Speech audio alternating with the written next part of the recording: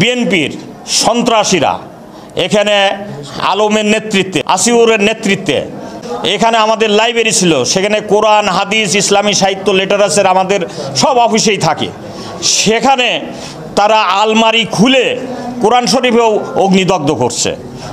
এটা গণতান্ত্রিক দেশ, স্বাধীনতা যতটুকুন আপনার আছে অতটুকুন স্বাধীনতা আমার নেই, বলেন না কেন? আপনি গণতান্ত্রিক দিক থেকে দেশের একজন বৈধ নাগরিক, আপনি রাম বাম দল করতে পারেন, আর আমি বৈধ নাগরিক হিসাবে গণতান্ত্রিক দিক থেকে ইসলামী দল করতে পারবো না। এই কাজগুলি তো আমরা এদের দশকে দেখি। এই 1.5 দশক যারা ক্ষমতায় ছিল তারা তো ক্ষমতায় দীর্ঘভাবে থাকার জন্য তারা এগুলি ত্যাগ দিয়েছিল, যে ওরা পাকিস্তানের দালাল, ওরা রাজাকার। ওদের বক্তব্যই শুরু হতো জামাত শিবির বিএমপি নিয়ে, ওদের বক্তব্যই শেষ হতো জামাত শিবির বিএমপি নিয়ে, বলেন না কেন? তো এরা তো এখন দেশে নেই, সব তো পালিয়ে গিয়েছে।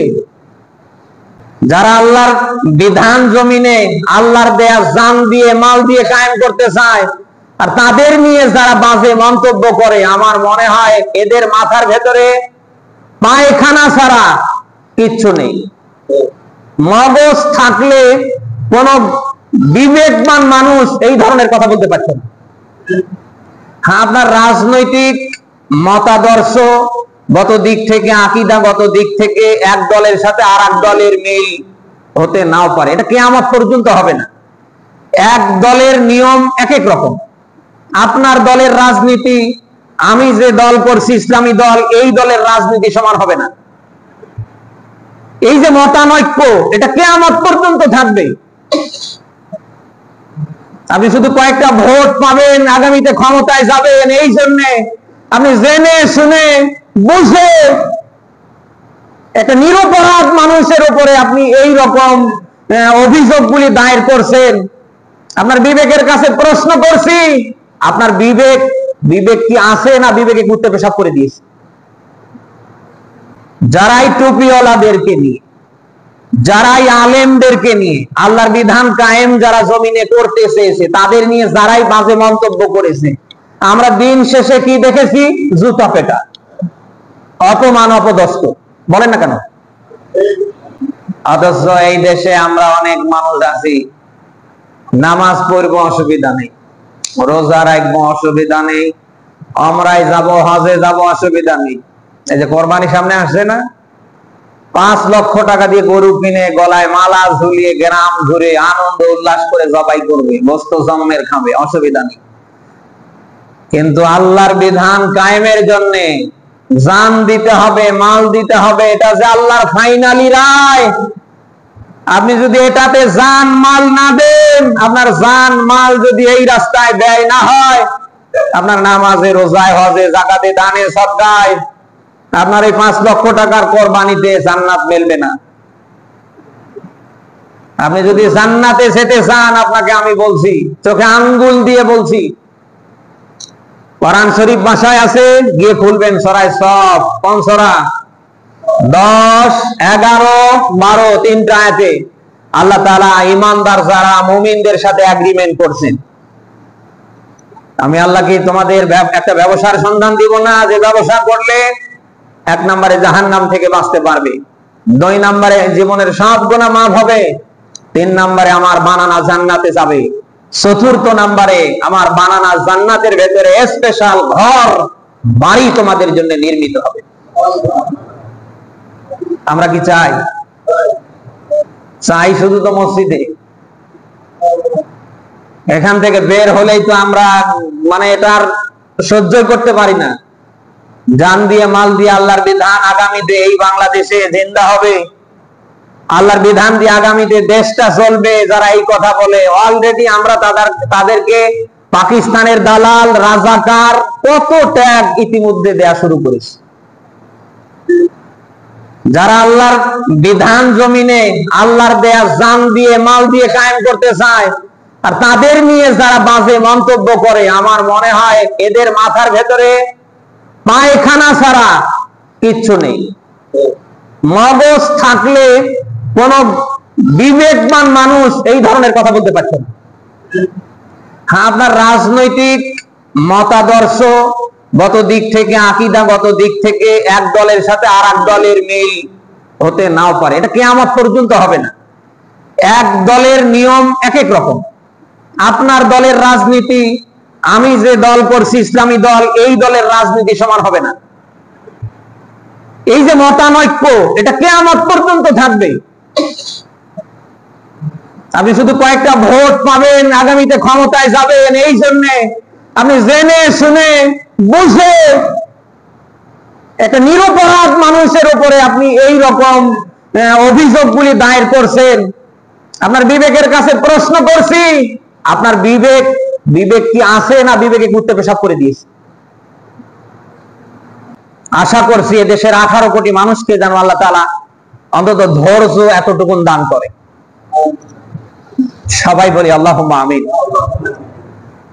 বেরামপুর বাসী,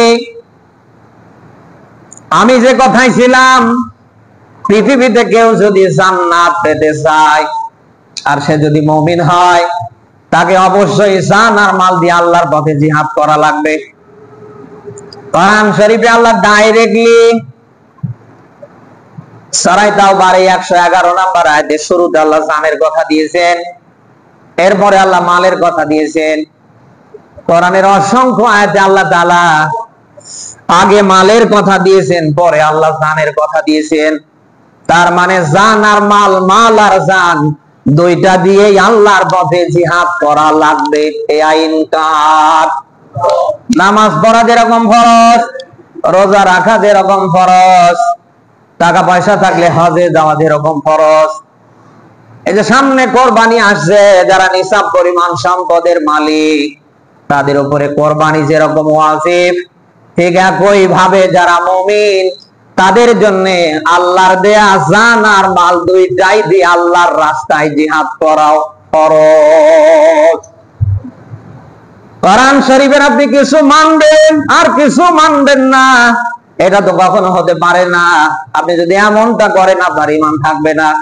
আপনাকে মানা লাগবে সবগুলো। রায় কার? বলেন।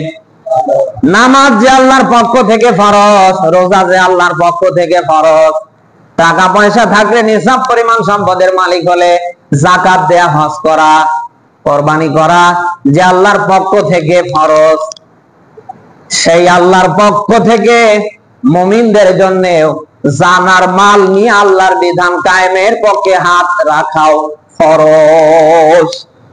দুঃখ নিয়ে বলতে হয়, আজ আমরা নামাজ পড়ছি তাতে কোনো সমস্যা নেই, রোজা করছি তাতে কোনো সমস্যা নেই, উমরায় যাচ্ছি তাতে কোনো সমস্যা নেই, 5 লাখ 10 লাখ টাকা দিয়ে গরু কিনে কোরবানি করছি তাতে কোনো সমস্যা নেই। কিন্তু টাকা পয়সা জান দিয়ে আল্লাহর বিধান কায়েমের পক্ষে যে আপনাকে আমাকে ওতপ্রোত ভাবে জড়িয়ে থাকা লাগবে, এই পক্ষে আমরা নেই। শুধু বিরামপুর না, সারা বাংলাদেশ আপনি মিলান 100-র ভেতরে 98টা মানুষ আপনি পাবেন না, অথচ নামাজ পড়ছে, অথচ রোজা রাখছে, পোশাক আশাক দেখলে মানে জান্নাত থেকে পালিয়ে এসেছে। না, এরকম মানুষ নেই।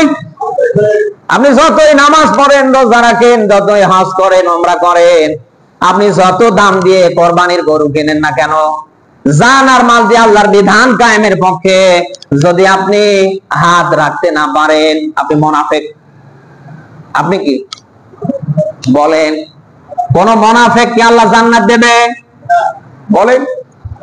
কোন মুনাফিককে আল্লাহ জান্নাত দেবে না, কোন কাফেরকে আল্লাহ জান্নাত দেবে না। আল্লাহ জান্নাত যাদের দেবে তাদের নাম মুমিন। তাদের নাম কি? বলেন। জান দিয়ে মাল দিয়ে যারা আল্লাহর পথে সংগ্রাম করবে না, আল্লাহর বিধান কায়েমের পক্ষে যারা হাত রাখবে না, এরা কি?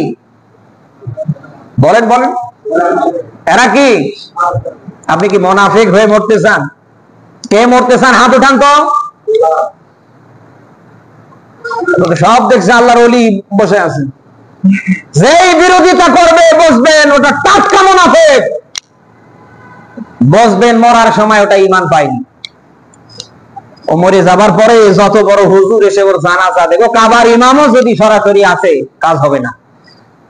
কারণ রাসূল স্বয়ং মুনাফিকের জানাজা নিয়ে দাঁড়িয়েছে, কাজ হয়েছিল।